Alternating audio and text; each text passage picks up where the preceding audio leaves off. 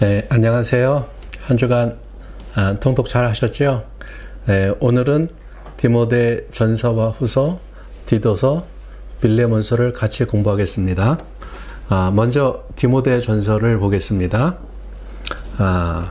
디모데 전서는 에베소에서 사역하고 있는 디모데를 위해 쓰여졌습니다. 에베소는 보통 도시가 아니에요.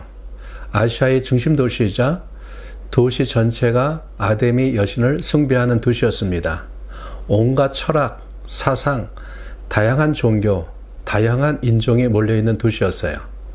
에베소는 영적인 디즈니랜드로 보면 되겠습니다. 거기다가 교회는 짧은 기간 동안 급성장했지만은 역사가 얼마 되지 않은 어린 교회였어요.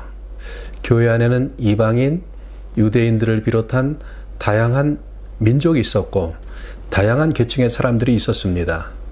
이들 민족 간에 또 계층 간에 분열의 문제가 교회 안에 있었습니다. 거기다 교회의 거짓된 가르침으로 영적인 혼란을 주는 거짓 교사들이 있었습니다.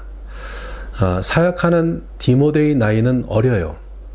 어린 것이 핸디캡이 되는 사회입니다. 당시 로마의 정부에서 공직을 임명할 때 나이 제한이 있었습니다. 재무관, 법무관, 집정관 등의 공직으로 올라갈 때 나이 제한이 있어서 그 연령이 되지 않으면 공직에 임명될 수가 없었습니다.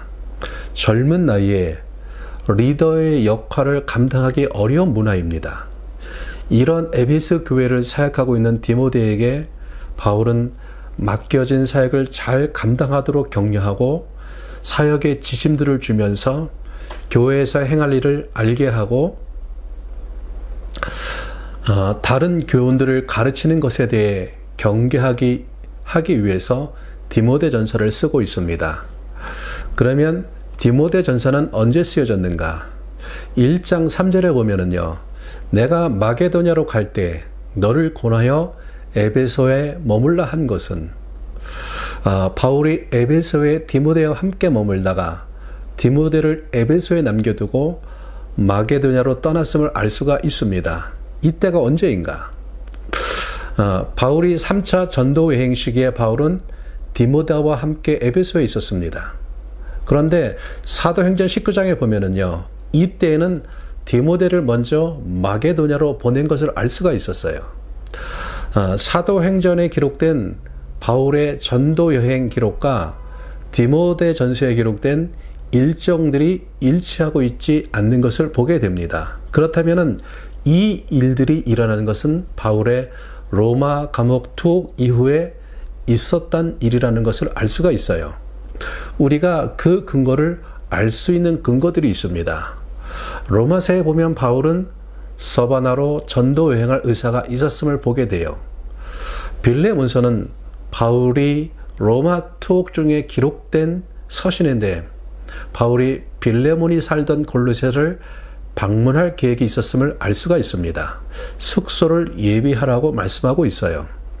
빌립보서 1장 25절과 26절에 보면은 로마 감옥에서 바울이 곧 풀려날 것을 확신하고 있는 것을 우리가 알 수가 있습니다. 우리가 짐작할 수 있는 것은 바울이 로마 감옥에서 풀려난 후에 바울은 전도 여행을 했을 것이죠. 바로 감옥에서 풀려난 후 바울은 디모데와 함께 에베소를 방문했던 것 같습니다. 디모데 전서는 바울의 1차 로마 감옥에서 석박된 이후에 2차로 로마 감옥에 투옥되기 전 그 사이에 기록된 것으로 보여집니다. 아마 AD 62년에서 64년 사이에 쓰여졌을 것으로 보여집니다. 그리고 마게도냐 지역에서 쓰여졌을 것으로 보여집니다. 그러면 디모데는 어떤 사람인가? 디모데는 아버지는 헬라인이고 어머니는 믿는 유대 여자였습니다. 루스도라 출신이고 바울의 1차 전도 여행에서 만났던 것으로 보입니다. 바울의 2차 전도 여행부터 전도 여행에 함께 동행하게 됩니다. 바울의 13권의 서신 중 6권의 서신에서 바울은 디모데를 공동 발신자로서 인사하고 있음을 보게 됩니다. 바울이 얼마나 디모데를 중요시 여기고 있었음을 우리가 알게 되지요. 디모데는 바울의 영적인 아들이었고 바울의 동역자 중에서 가장 중요한 인물이었습니다. 디모데 전서의 구조를 보겠습니다. 디모데 전서의 전체 제목을 이렇게 잡아보았습니다. 바른 가르침과 모범으로 교회를 세워가라. 1장을 보겠습니다. 여기서 바울은 다른 교훈, 특별히 율법주의에 대해서 말하고 있습니다. 다른 교훈에 대해서 경계하고 바른 교훈을 말하고 있는 것이죠. 바른 교훈은 하나님의 영광의 복음을 따른 것이고 자신이 이것을 가르치기 위해서 부름받았다고 말씀하고 있습니다. 2장에서는요, 남자가 가정의 질서 안에서 권위자로 세워졌다고 말씀하고 있어요. 그러면 이 권위는 어떤 권위인가? 분노와 다툼이 없이 손을 들어 기도하라고 말씀하고 있습니다. 예수님은 교회의 머리신 것이죠. 그분이 머리라는 것은요, 그분이 권위자라는 거예요. 예수님이 교회의 권위자로서 예수님은 무엇을 하시는가? 교회를 지키고 보호하시고 성도를 돌보시고 인도하십니다. 하나님이 가정의 권위자로 남자를 세우셨다는 것은 무엇입니까? 가정을 보호하고 지키고 돌보기 위해서인 거예요. 그것을 위해서 거룩한 손을 들고 기도하라고 말씀하세요. 하나님 앞에 나아가서 가정을 위해, 자녀들을 위해 기도하는 것입니다. 자녀들을 지켜주시도록 하나님께 올려드린 것이고요. 그것을 위해서 하나님이 남자를 가정의 권위자로 세운 것입니다. 여자는 단정하게 행하며 남자의 권위를 인정하라고 말씀하고 있습니다. 3장은 감독과 집사의 조건에 대해서 말씀하고 있습니다. 감독, 장로의 자질에 대해서 말씀하고 있죠. 그 자질이 무엇인가? 먼저는 가정을 잘 다스려야 합니다. 교회는 하나님의 가족이라고 부릅니다.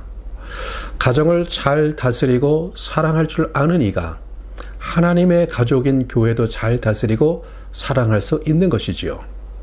가르치기를 잘해야만 합니다. 감독은 하나님의 말씀을 잘 가르치고 거짓된 가르침에 대항할 수 있어야만 하는 것이지요. 그래야 성도들을 보호하고 바른 길로 인도할 수가 있습니다. 감독이 해야 할 일이 무엇인가? 절제하고 신중하며 나그네 대접을 잘하고 관용함이 있어야만 합니다. 인격적인 덕성이 있어야만 한다는 것이지요. 하지 말아야 할 일이 있습니다. 술과 구타와 다툼과 돈을 사랑함이 있어서는 안 된다는 것입니다. 새로 입교한 자도 안 된다고 말씀하세요. 그가 아무리 훌륭해 보여도 감독으로 세울 수 없다는 거예요. 왜냐하면 기독교의 가르침이 충분히 뿌리를 내렸다고 볼 수 없고 충분히 입증되지 않은 사람에게 영혼들을 돌보는 일을 맡기는 것은 지혜롭지 못한 행동이라는 것입니다. 외인에게는 선한 증거를 얻은 자여야 한다고 말씀하세요. 외인들이 그의 인격을 인정해야만 합니다. 감독은 세상을 향해서 교회를 대표하는 자이기 때문에 사회적으로 비난을 받지 않아야만 한다는 것입니다.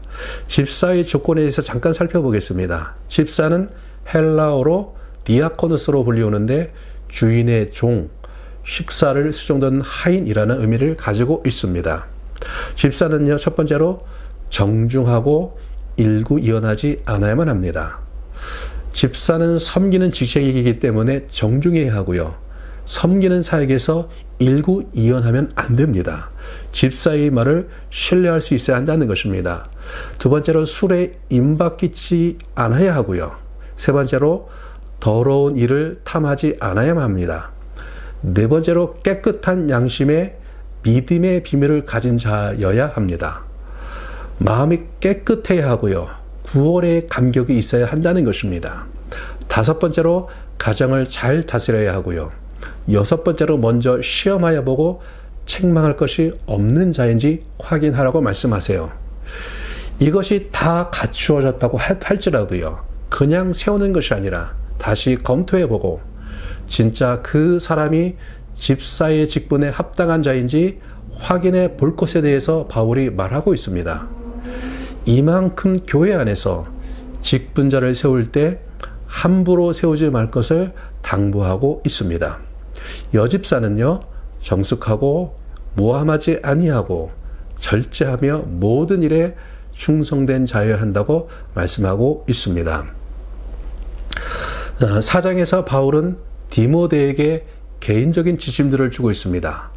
경관에 이르도록 내 자신을 연단하고 디모데의 연소함을 업신여기지 못하게 말과 행실과 믿음에 본이 되게 행동하라고 권면하고 있습니다. 5장에서는 성도를 대하는 태도에 대해서 말씀하고 있습니다. 늙은이, 젊은이, 늙은 여자, 젊은 여자에게 어떻게 대할 것인가? 늙은 가부와 젊은 가부에 대해서는 어떻게 대할 것인가? 장로에 대해서는 어떻게 예우할 것인가? 이것에 대해서 말씀하고 있습니다. 6장에서는 믿음의 선한 싸움을 싸우라고 격려하고 있는 것을 보게 됩니다. 디모데후서를 보겠습니다. 디모데후서는 바울이 보낸 서신 중 마지막으로 보낸 서신입니다. 디모데후서는 언제 쓰여졌는가? 1장 16절에 보면은 내가 사슬에 매인 것을, 4장 6절에 보면은 나의 떠날 시각이 가까웠도다. 4장 7절에 나의 달려갈 길을 마치고, 바울이 갇혀 있다고 고백하고 나의 달려갈 길을 마쳤다고 고백하고 있어요. 바울이 지금 갇혀 있습니다. 에베소서, 빌립보서, 골로새서는 로마 감옥에서 쓴 옥중서신입니다. 그런데 이 책들과 분위기가 전혀 다른 것을 보게 돼요. 이때는 바울이 풀려날 것을 확신하고 있습니다. 디모데후서에서는 바울이 갇혀 있는데 자신의 죽음을 예측하고 있다는 것입니다. 바울은 네로 박해시에 두 번째로 로마 감옥에 투옥됐고 그때 참수형을 당한 것으로 전해 내려오고 있습니다. 바로 디모데후서는 바울의 2차 로마 감옥 투옥 시에 죽음을 앞에 두고 쓰여진 것으로 보입니다. 그래서 AD 64년에서 68년 사이에 쓰여진 것으로 보입니다. 당시의 디모데의 상황을 잠깐 살펴보겠습니다. 디모데는 위장병으로 몸이 좋지 않았습니다. 어린 나이였습니다. 당시 사회는 어린 나이가 핸디캡이 되는 사회였어요. 어린 사람으로 교회를 이끌어간다는 것은 쉬운 일이 아닙니다. 세 번째로 다양한 민족, 다양한 계층의 사람들을 지도해 가야 하는 목회적인 어려움이 있었습니다. 네 번째로 거짓 가르침을 하는 자들과 싸워야만 했고요. 다섯 번째로요, 로마에서 들려오는 박해의 소식과 영적 아비인 바울도 감옥에 투옥돼 죽음을 기다리고 있는 상황인 것입니다. 디모데에게 바울은 스승이자 아비이자 멘토예요. 그런 바울이 세상을 떠나려고 하고 있어요. 디모데의 마음이 정말로 힘들었을 것입니다. 그러면 바울의 상황을 잠깐 살펴볼까요? 바울은 감옥에 갇혀서 죽음을 기다리고 있는 상황입니다. 동역자들로부터 버림을 받았어요. 1장 15절에 보면은요, 아시아에 있는 모든 사람이 나를 버렸다 라고 말씀하고요. 4장 10절에 보면은 대만은 이 세상을 사랑하여 나를 버렸다 하고 말씀해요. 4장 16절에 보면은요, 내가 처음 변명할 때 나와 함께 한 자가 없고 다 나를 버렸으나 라고 말씀합니다. 세 번째로 보면은요, 죽음을 앞둔 바울이 아들과 같은 디모데에게 이렇게 말씀하고 있죠. 4장 9절에 보면은요, 너는 어서 속히 내게 오라고 말씀해요. 바울이 많이 외로워했음을 우리가 알 수가 있겠지요. 감옥에서 마지막 시간을 보내는 바울은 마지막 힘을 다해서 아들처럼 사랑하는 디모데에게 편지를 쓰고 있는 것입니다. 사랑하는 아들 디모에게 정말 해주고 싶은 말을 편지로 기록하고 있는 것이죠. 쓰여진 이유는 이것입니다. 첫 번째로 어려운 가운데 목회를 하고 있는 디모데를 격려하고 위로하기 위해서입니다. 두 번째는 거짓 교사와 그들의 가르침에 대해서 경고하고 진리를 지키도록 하기 위해서예요. 세 번째로 여러 문제들로 고난 속에 있는 디모데에게 고난을 피하지 말고 복음 전도자로서 직무를 다하도록 격려하기 위해서입니다. 네 번째로는 디모데에게 개인적인 부탁을 하기 위해서입니다. 디모데후서의 구조를 잠깐 살펴보겠습니다. 1장은 복음을 지키라. 복음과 전도자로 볼 수가 있겠고요. 디모데는 젊은 사역자로서 무거운 짐을 감당하고 있습니다. 육체적으로 연약하고 거짓 교사들이 활동합니다. 거기다 로마에서 들려온 소식들은 끔찍한 소식들입니다. 이때 전도자는 어떻게 해야만 하는가? 하나님이 주시는 것은 두려워하는 마음이 아니다. 능력과 사랑과 절제하는 마음이다. 디모데야, 너는 하나님이 주시는 마음을 붙들고 담대하게 복음과 함께 고난을 받아야 한다. 나도 이 복음을 위해서 부르심을 받았는데 복음 때문에 고난을 받아도 부끄러워하지 아니한다. 왜냐하면 그분이 나를 능히 지키실 줄을 알기 때문이다. 그러면서 바울은 디모데에게 성령으로 말미암아 내게 부탁한 것을 지켜야 한다고 당부합니다. 여러분, 우리도 마찬가지입니다. 우리는 항상 주님이 주시는 것을 붙잡고 하나님이 주시지 않는 것을 버리고 가야만 하는 것이지요. 가장 어리석은 신앙인이 어떤 사람일까요? 하나님이 주신 것은 버리고 하나님이 주시지 않은 것은 붙잡고 가는 사람이 아니겠습니까? 2장에서는 복음을 가르치라. 전도자의 자세에 대해서 말씀하고 있죠. 바울은 복음이 계속해서 가르쳐져야 함을 말하며 복음 맡은 자에 대해서 세 가지 비유로 말씀하고 있습니다. 첫 번째는 병사의 비유입니다. 너는 그리스도의 군사이다. 복음을 위해 전력을 다해야 한다는 거예요. 마태복음 6장에 보면은 너희는 먼저 그의 나라와 그의 의를 구하라고 말씀하세요.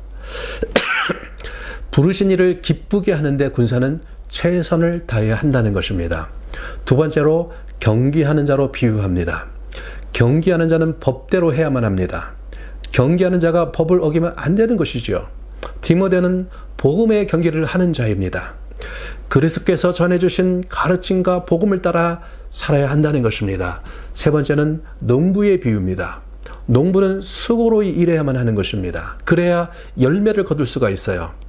복음을 위해 수고로이 일해야 함을 말씀하고 있죠. 그래야 열매를 거둔다는 것입니다. 3장에서는요, 복음 안에 거하라고 하는 것이죠. 전도자의 삶인 것입니다. 말세가 가까울수록 세상은 더욱 악해질 것이다. 악한 세상에서 경건하게 살고자 할 때 박해를 받을 수밖에 없는 것입니다. 그러기에 너는 진리의 말씀 가운데 거해야 한다. 말씀 안에 거하는 삶을 살아야 한다고 말씀하고 있는 것이죠. 4장에서는 복음을 전파하라. 전도자의 길에 대해서 말씀하고 있습니다. 바울은 때를 얻든지 못 얻든지 복음을 전파하라고 말하며 전도자의 직무를 다하라고 권면하고 있습니다. 바울은 여기서 자신의 삶을 말하고 있습니다. 자신이 이제 곧 세상을 떠날 것이다. 그러나 전도자로서 살아온 자신의 삶을 후회하지 않는다. 나는 선한 싸움을 싸우고 나의 달려갈 길을 마치고 믿음을 지켰다. 마치 예수님이 십자가에서 다 이루었다고 외친 것처럼 바울은 나의 달려갈 길을 마쳤다고 고백하고 있습니다. 이제 나를 위해 의의 면류관이 기다리고 있다고 고백하고 있어요. 전도자의 길을 마친 바울의 고백인 것이죠. 이 메시지 가운데는 디모데야, 너도 전도자의 길을 최선을 다해서 달려가야 한다는 것입니다. 디도서에 대해서 우리가 같이 보겠습니다. 디도서는 그리데 섬에서 목회하고 있던 디모데에게 바울이 보낸 서신입니다. 그리데 섬은 지중해 한가운데 있는 섬으로 제주도의 4배 정도 되는 크기의 섬입니다. 구약 성경에 보면은 블레셋 사람들이 나오고 있어요. 이 블레셋 사람들이 그레데 섬에서 온 사람들입니다. 바울은 가이사랴에서 로마로 재판을 받으러 가는 도중에 그레데 섬에 잠깐 들렸던 적이 있습니다. 아마 그때 이곳에 다시 오리라 마음을 먹었던 것 같습니다. 로마 감옥에서 풀려난 후 바울은 디도와 함께 그레데 섬으로 옵니다. 그리고 교회를 세웁니다. 교회를 세운 얼마 후에 바울은 다른 곳으로 선교하러 가게 되고 디도를 그레데 섬에 남겨두게 됩니다. 바울이 떠나간 후 디도는 고분분투하며 그레데 섬에서 목회를 감당하고 있었던 것 같습니다. 그러면 디도서는 언제 쓰여졌는가? 바울이 1차 로마 감옥 석방 후 2차 로마 감옥 투옥 전인 AD 62년에서 64년 사이에 쓰여진 것으로 보여집니다. 바울 서신의 수신자인 디도는 어떤 사람인가? 바울 서신에 보면 바울이 아들이라고 칭하는 3명의 사람이 있습니다. 디모데와 디도와 오네시모입니다. 바울이 디도와 그레데에 왔다가 떠나면 남은 사역을 디도에게 맡기고 있어요. 바울이 사역을 아무에게나 맡기지 않습니다. 바울이 믿고 신뢰할 수 있는 사람에게 교회를 맡기거나 부탁하는 거예요. 바울이 자신의 남은 사역을 신뢰하고 맡길 정도로 준비되어 있는 일꾼이었고 바울의 영적인 아들로 불릴 만큼 사랑한 사람이 바로 디도였던 것이지요. 디도서가 쓰여진 이유는 무엇인가? 디도서 3장 12절에 보면은요, 이렇게 말씀하고 있어요. 내가 아데마나 두기고를 내게 보내리니 그때 내가 급히 니고볼리로 내게 오라고 말씀하고 있습니다. 니고볼리는요, 승리의 도시라는 이름을 가지고 있고요. 그리스의 서쪽에 있는 도시로 지금까지 복음을 전하지 못한 지역이었습니다. 그곳에 복음을 전하기 위해서 바울이 그동안 복음을 전하지 못했던 그리스 서쪽에 복음을 전하기 위해서 디도를 부르고 있는 것입니다. 디도가 니고볼리로 떠나야 하는데 그 전에 디도가 해야 할 일이 있는 것이죠. 첫 번째는 교회를 이끌어갈 장로, 직분자를 세워야만 하는 것입니다. 1장 5절을 보겠습니다. 내가 너를 그레데에 남겨둔 이유는 남은 일을 정리하고 내가 명한 대로 각 성에 장로들을 세우게 하려 함이니. 당시 그레데는 바울과 디도가 선교한 지역을 중심으로 해서 약 100만 명 이상의 인구가 있었다고 합니다. 각 성에 교회들이 세워져 있어요. 교회가 세워진 것도 중요하지만 그러나 교회를 이끌어갈 장로, 리더를 세워야만 하는 것입니다. 어떻게 장로를 세워야 하는가? 1장 6절부터 9절까지 장로를 세우는 기준에 대해서 말씀하고 있어요. 특별히 9절에 보면 이렇게 말씀하고 있습니다. 바른 교훈으로 권면하고 거슬러 말하는 자들을 책망하게 하려 함이라. 바른 권면과 책망이 중요하게 언급되어지고 있습니다. 지금 디도가 목회하는 그레데 섬 사람들은 어떤 사람들인가? 1장 12절부터 13절을 이렇게 말씀하고 있습니다. 그레데인 중에 어떤 선지자가 말하되 그레데인들은 항상 거짓말쟁이며 악한 짐승이며 배만 이유하는 게으름뱅이라 하니 이 증언이 참되도다. 그레데 사람들이 어떤 사람인가? 항상 거짓말쟁이며 말만 하면 거짓말하는 사람들이라는 것이죠. 악한 짐승이다. 여러분, 우리가 상식 이하의 사람을 말할 때 짐승 같은 놈이라고 합니다. 그레데 사람들이 그런 사람들이죠. 배만 이유하는 게으름뱅이다. 먹을 것만 탐하는 게으름뱅이라는 것입니다. 여러분, 이런 성품의 사람들이 그레데 사람이에요. 이러한 성향의 사람들이 교회에 온 것입니다. 보통 사람들이 아닌 거예요. 이들에게 어떻게 해야 하는가? 바른 교훈으로 권면하고 잘못하는 것에 대해서 제대로 책망해야만 하는 것입니다. 그래야 교회가 바로 세워질 수가 있는 것입니다. 두 번째로 할례파로서 헛된 말과 거짓 가르침으로 교회를 어렵게 하는 자들이 교회 가운데 있는 것입니다. 바울은 디도에게 권면하고 있는 것이죠. 1장 13절에 보면은요, 내가 그들을 엄히 꾸짖으라. 이는 그들로 하여금 믿음을 온전하게 하고 라고 말씀하고 있으세요. 잘못된 경우로 행하는 사람들을 엄히 꾸짖으라고 말씀하고 있습니다. 믿음을 바로 서게 하기 위함인 것이지요. 세 번째로 바른 교훈으로 가르치고 지켜서 선한 열매를 맺게 하기 위해서라고 말씀하세요. 바울은 디도서 서두에서 이렇게 말씀하고 있습니다. 1장 1절부터 3절을 보겠습니다. 하나님의 종이요 예수 그리스도의 사도인 나 바울이 사도된 것은 하나님이 택하신 자들의 믿음과 경건함에 속한 진리의 지식과 영생의 소망을 위함이라. 이 영생은 거짓이 없으신 하나님이 영원 전부터 약속하신 것인데 자기 때에 자기의 말씀을 전도로 나타내셨으니 이 전도는 우리 구주 하나님이 명하신 대로 내게 맡기신 것이라. 나 바울이 사도된 것은 하나님이 택하신 자들의 믿음과 경건함에 속한 진리의 지식과 영생의 소망을 위함이라고 말씀하고 있습니다. 그런데 그리대 사람은 거짓말쟁이고 짐승이고 게으름뱅이에요. 저희들도 교회에서 그런 사람들을 볼 때가 있습니다. 이 사람은 절망적인 사람이다. 도저히 안 돼. 그런 사람이 있습니다. 이 사람은 가능성이 없어. 그런 사람이 있어요. 항상 거짓말쟁이고 악한 짐승이고 배만 위하는 게으름뱅이인 그리대 사람들, 이들이 여러분 그와 같은 사람인 것처럼 보이는 거예요. 그런데 이들도 택한 사람이다. 바울을 심히 했던 바울을 선택하신 것처럼 하나님이 이들도 부르신 사람이다 라는 말씀이 이 말씀 안에 복선같이 깔려 있는 것이죠. 이들에게는 경건함에 속한 진리의 지식이 필요합니다. 특별히 거짓된 자들의 가르침이 그리대 교회를 어지럽히고 있어요.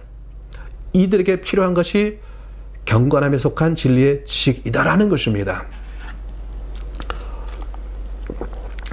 이들에게도 영생의 소망이 필요한데 이 영생은 거짓이 없으신 하나님이 약속하신 것이다.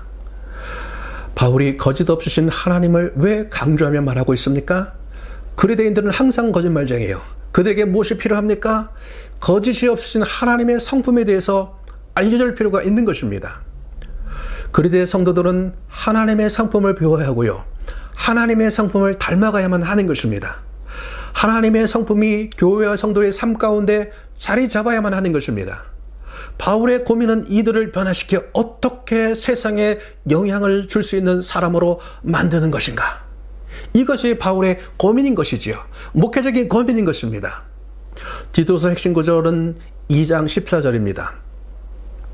제가 보겠습니다. 그가 우리를 대신하여 자신을 주심은 모든 불법에서 우리를 속량하시고 우리를 깨끗하게 하사 선한 일을 열심히 하는 자기 백성이 되게 하려 하심이라. 이런 인간 같지 않은 그리대 사람들인데 이들이 변화돼서 선한 일을 열심히 하는 하나님의 백성이 되기를 하나님은 원하시는 것입니다. 바울의 목회적 고민이고 많은 목회자들의 목회적 고민인 것입니다. 어떻게 세상과 다른 주님의 공동체를 만들 것인가? 어떻게 이들이 변화되어서 세상에 영향을 주는 그리스도인이 될 수 있을까?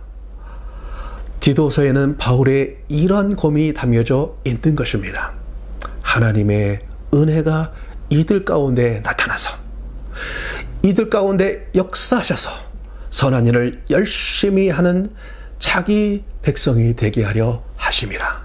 바로 이런 목회적인 고민 가운데 바울이 디도서를 적고 있는 것이지요. 디도서의 구조를 잠깐 살펴보겠습니다. 디도서의 전체 제목을 이렇게 잡아봅니다. 하나님의 백성답게 선한 삶을 살게 하라. 그래서 1장 1절부터 2장 10절까지는 한 장으로 보겠는데요. 바른 교훈에 대해서 2장 11절부터 3장 15절까지는요. 하나님의 은혜로 말미암은 삶에 대해서 말씀하고 있습니다. 네, 빌레몬서를 보겠습니다. 빌레몬서는 도망간 노예에 대한 이야기입니다. 동시에 그가 변화되어 주인에게 돌아간 이야기입니다. 빌레몬서는 한 장으로 된 짧은 책이지만은 변화와 용서, 사랑이라는 기독교의 핵심적인 가르침이 잘 녹아져 있는 책이에요. 빌레몬서는 바울이 빌레몬에게 보낸 편지입니다. 먼저 배경이 되고 있는 교회가 어디인가를 살펴보겠습니다. 1장 2절에 보면은요, 빌레몬과 아비아와 아키포와 내 집에 있는 교회에 편지한다고 말씀하세요. 빌레몬에게 편지를 보냈는데 빌레몬의 집에 교회가 있다고 말씀하세요. 이 교회가 어떤 교회인가? 우리가 교회의 성도 3명을 알고 있습니다. 빌레몬과 아비아와 아키포입니다. 이 사람들 중에서 다른 성경에 언급되고 있는 사람이 있는가? 골로새서 4장 17절에 보면은요, 아키뽀에게 이르기를 주 안에서 받은 직분을 삼가 이루라고 말씀하세요. 알 수 있는 것이 있어요. 빌레몬의 집에 교회가 있는데 이 교회가 골로새 교회라는 것이지요. 빌레몬서에는 오네시모가 등장하는데 오네시모는 어떤 사람인가? 16절에 보면은요, 종과 같이 대하지 말라고 하는데 이것을 볼 때 빌레몬은 오네시모는 빌레몬의 노예인 것 같습니다. 빌레몬의 노예인데 도망친 노예 같아요. 저희가 빌레몬서를 좀 더 실제적으로 이해하기 위해서는요, 당시의 노예 제도를 알아야만 합니다. 당시의 노예는요, 가축법이 적용됐어요. 주인이 소, 돼지, 개를 소유하듯이 노예를 소유한 것입니다. 여러분, 노예를 사람 취급하면 안 돼요. 말하는 가축으로 보면 되는 것이에요. 노예는 주인의 소유물로서 주인이 마음대로 할 수가 있는 거예요. 죽일 수도 있고요, 살릴 수도 있는 거예요. 당시의 문헌에 보면 이런 내용이 내려져 오고 있어요. 어떤 사람이 자기 친구에게 이렇게 얘기를 합니다. 오늘 집에 있는 노예 하나를 죽였어. 목욕물을 데우라고 했는데 물을 뜨겁게 했잖아. 그래서 죽였어. 주인이 언제든지 마음대로 할 수 있는 것이 노예였어요. 그런데 당시에도요, 노예의 삶에서 벗어나고자 도망치는 노예들이 있었습니다. 당시 로마 정부에는요, 도망친 노예들을 전문적으로 잡아들이는 관청이 있었습니다. 이렇게 도망간 노예들이 잡혀왔을 때 어떻게 했을까? 어떤 주인은요, 자기의 집에서 도망간 노예가 잡혔을 때 혀를 자르고 십자가에 못 박아 죽였다고 합니다. 도망 노예들이 잡히면은 죽임을 당하는 경우가 대부분이었어요. 도망가면 이렇게 된다, 샘플로 보여주는 것이죠. 오네시모가 주인 빌레몬의 집에서 도망갑니다. 오네시모가 도망갈 때 그냥 갔을까요? 아니겠지요.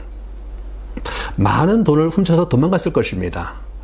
빌레몬이 오네시모가 골로새에서 로마까지 도망갑니다. 수천 킬로를 가야만 하는 것이에요. 몇 달 걸리는 여행입니다. 여행할 때 돈이 많이 필요해요. 여러분, 우리가 여행을 하고 싶지만은요, 돈이 없어서 여행을 못하는 것이에요. 오네시모는 주인에게 많은 손해를 끼치고 도망갔을 것입니다. 오네시모가 도망쳐서 로마로 왔어요. 어떤 계기인지는 모르지만은 가택연금 상태에 있는 바울을 만나게 됩니다. 바울에게 양육을 받습니다. 10절에 보면은요, 바울이 오네시모를 갇힌 중에 낳았다고 말씀하고 있습니다. 복음을 통해서 오네시모는 진정한 제자로 변화되어 간 것이지요. 이렇게 변화되어 가는 오네시모를 보면서 바울은 오네시모를 자신을 영적인 아들로 인정합니다. 갇힌 중에 낳았다고 말씀하고 있는 것이죠. 그런데 바울에게도 오네시모에게도 해결해야 할 것이 한 가지가 있습니다. 여러분, 진정한 회개는 하나님에게 용서받을 뿐만 아니라 사람 관계 안에서도 용서받아야만 하는 것이죠. 놀라운 것은요, 오네시모의 주인인 빌레몬을 바울이 잘 안다는 것입니다. 그래서 바울이 편지를 써서 빌레몬에게 보냅니다. 오네시모가 그 편지를 들고 빌레몬에게 가는 거예요. 쉬운 일이었을까요? 죽을 수 있는 길이에요. 그래도 오네시모는 편지를 들고 빌레몬에게 찾아갑니다. 편지를 들고 온 오네시모를 빌레몬이 용서했을까요? 쉽지 않은 일이지요. 빌레몬이 만일 오네시모를 용서해 준다면 어떤 일이 일어날까요? 여러분, 빌레몬의 집에 다른 노예들이 있겠지요. 당시의 부자들은 많은 노예들을 거느리고 있었습니다. 빌레몬의 집에는 교회가 있을 정도로 부유했던 집이에요. 빌레몬의 집에도 많은 노예가 있었겠지요. 도망간 노예를 용서한다는 것은요, 다른 노예들에게 당연히 좋지 않은 예가 되는 것이죠.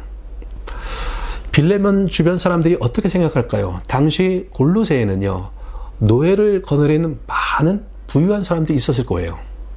굉장히 많았을 것입니다. 지금까지 도망간 노예를 용서해 준 적이 없습니다.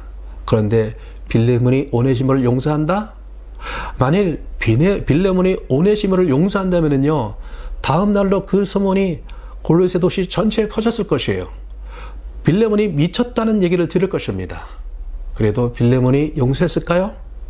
여러분, 용서했으니까 빌레몬서가 전해졌겠지요. 초대교회 당시 안디오교의 감독이었던 이그나티우스가 로마로 잡혀가면서 에베소 교회에 보낸 편지가 있는데 거기에 이런 글이 적혀 있습니다. 당신의 교회에 있는 사랑의 감독 오네시모를 기억합니다. 오네시모가 에베소 교회의 감독이 되었습니다. 그의 별칭이 사랑의 감독입니다. 모든 주변의 압력과 어려움에도 불구하고 빌레몬은 오네시모를 용서했던 것이죠. 이렇게 용서받은 오네시모는 이후에 주님의 교회, 서아시아 교회의 중심이 되는 에베소 교회의 감독이 되어서 주님이 바꾸신 양무리를 사랑으로, 하나님의 사랑으로, 예수님의 사랑으로 돌보는 사랑의 감독이 되었던 것이죠. 바로 이것이 초대교회 안에 있었던 용서와 사랑의 능력이었고, 교회가 참된 능력의 교회가 되었던 비결이었던 것이죠. 여러분, 한 주간 디모데 전서와 후서, 디도서, 빌레몬서 더 열심히 통독하시기를 주님으로 축복합니다. 사랑하고 축복합니다.